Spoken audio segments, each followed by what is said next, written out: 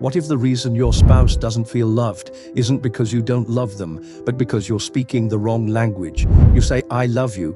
You try, you give, you show up, but somehow they still feel disconnected. It's not failure, it's a misfire in emotional translation. Psychologists say over 80% of couples are stuck in this cycle, and they don't even know it. In this video, we'll uncover the 5 love languages, but more importantly, how to identify your spouse's specific love language and speak it fluently, because when you do, you stop loving on autopilot and start loving in a way that actually lands. Stick around, because the simple shift I'll show you has saved thousands of marriages, and it could transform yours too.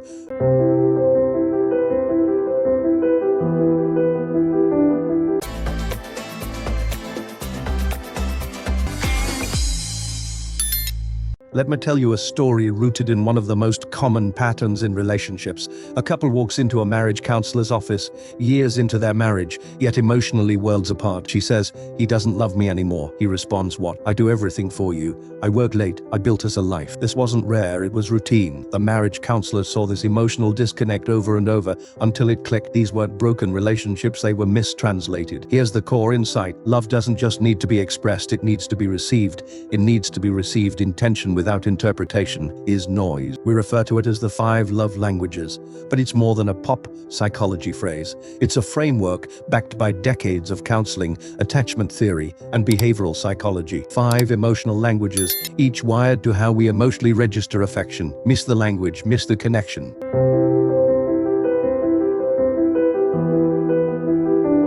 Let's make this real. You speak fluent English, your partner fluent Mandarin. You say, "I love you" with full sincerity, but they don't feel it. Because love isn't just a message, it's a felt experience. This disconnect happens every day. Parents, couples, even best friends. You might be pouring out your love, and that tank stays empty. And yes, think of it like a love tank. That's not cheesy. See neuroscience. The brain is wired to seek emotional safety. When our primary love language isn't being spoken, our brain perceives emotional threat. Cortisol rises. We withdraw. We start to doubt. Even if love is present, if it's not perceived in our language, it doesn't count.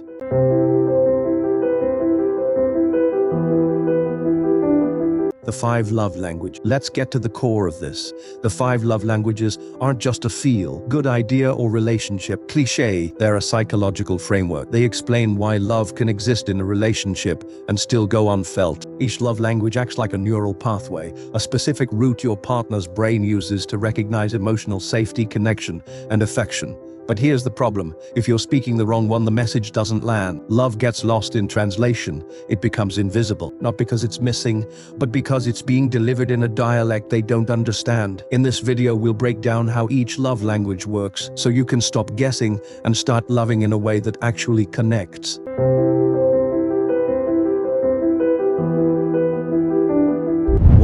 Words of affirmation. If this is your language, then words are everything. A simple "I'm proud of you" isn't just sweet, it's emotionally nourishing. Neuroscience tells us that affirmation lights up the brain's reward centers, the same ones activated by praise, achievement, even chocolate. It's a dopamine hit for the soul. But here's the twist, the opposite is just as intense. Silence, sarcasm, or criticism. It doesn't just sting, it starves. 2. Acts of service. This language says, love is a verb. It's grounded in the investment principle, a psychological idea that effort equals value. You did the dishes. That's not just helpful, that's emotional labor, and it counts. This language isn't loud or flashy. It shows up in the little things. And for someone who speaks this language, doing those little things says, "You matter enough for me to act." 3. Receiving gifts. This one gets misunderstood all the time.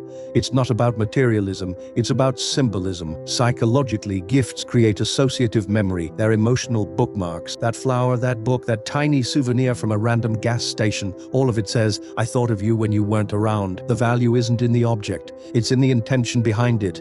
4. Quality time. Phones down, eyes up. This isn't about being near someone, it's about being with them. Psychologists call joint attention a shared focus that tells the brain, "This person sees me." It's the foundation of emotional intimacy. For someone who craves quality time, partial attention feels like full rejection. Redence is their proof of love. 5. Physical touch isn't just affection, it's biological bonding. Science shows that physical touch reduces cortisol, increases oxytocin, and regulates your nervous system. For someone with this love language, a hug isn't optional, it's oxygen. Whether it's holding hands or a simple touch on the back, it says, "You're safe with me."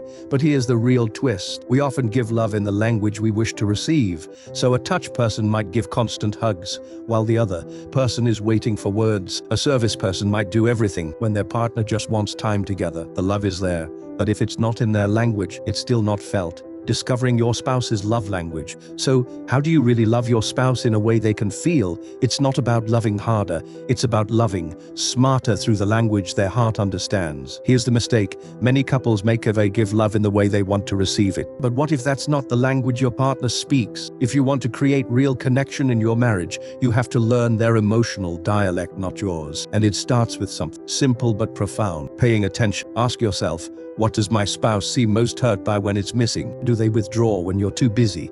Light up when you surprise them with something small? Get discouraged when you don't say thank you? What do they complain about most often you never help around the house? We haven't spent time together in days. These aren't just frustrations, they're clues, emotional breadcrumbs. What do they repeatedly ask for? Can you just put your phone down while we talk? Will you rub my shoulders? Can we do something? Just the two of us this weekend. These repeated asks aren't nags, they're needs waiting to be noticed. These three questions are a window into their inner world. They highlight the ways your spouse is already telling you every day what makes them feel seen, valued, and loved.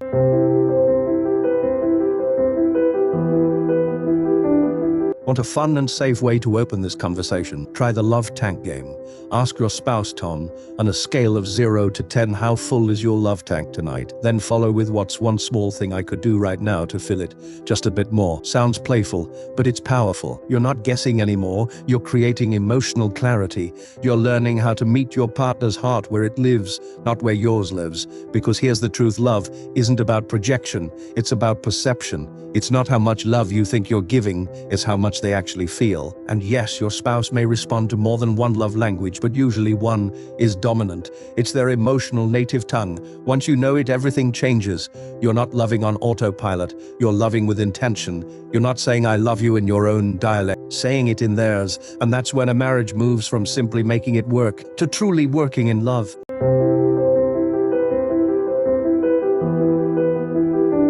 Real life impact. Let's bring this home with something real, not theory, not hypotheticals. Real life connection, or the lack of it. Picture a couple married for 10 years. They're not fighting, they're not unfaithful. On paper, everything looks fine. He works hard, she takes care of the home and kids. They support each other, they laugh sometimes, they still kiss goodbye. And yet there's a distance neither of them can name, a subtle emptiness. She says, "I just don't feel close to him anymore. He's confused. I'm doing everything I can. I provide. I never raise my voice. I love her." But here's the thing, he's showing love through acts of service, fixing the house, paying the bills, making sure the family is taken care of. Meanwhile, her love language is words of affirmation. She craves emotional connection through open praise, soft reassurance, and thoughtful expression. She's not asking for more help, she's asking to be seen, and what she hears in the silence is this: "You don't appreciate me, you don't admire me, you don't even notice me anymore." His love isn't missing, it's just mistranslated. And this is the invisible tension in so many marriages.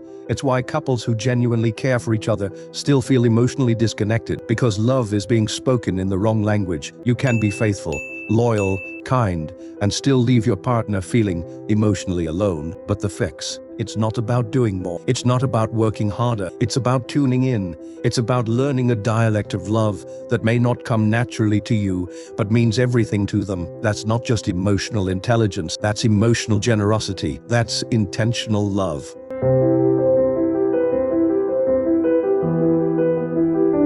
Quick summary: the 5 love languages. Here's a cheat sheet for anyone who's new or wants a refresher. 1 Words of affirmation.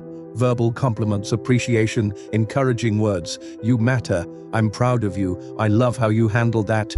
2 Acts of service. Doing helpful things for the other person. Taking out the trash, Cooking dinner, running errands without being asked. 3. Receiving gifts, thoughtful tokens of love, big or small. It's not about price, it's about meaning and effort. 4. Quality time, undivided attention, shared experiences, being fully present. No phones, no distractions, just you and them. 5. Physical touch, hugs, hand-holding cuddles, physical closeness as emotional currency. Remember, it's not about how you prefer to give love, it's about how they best feel love.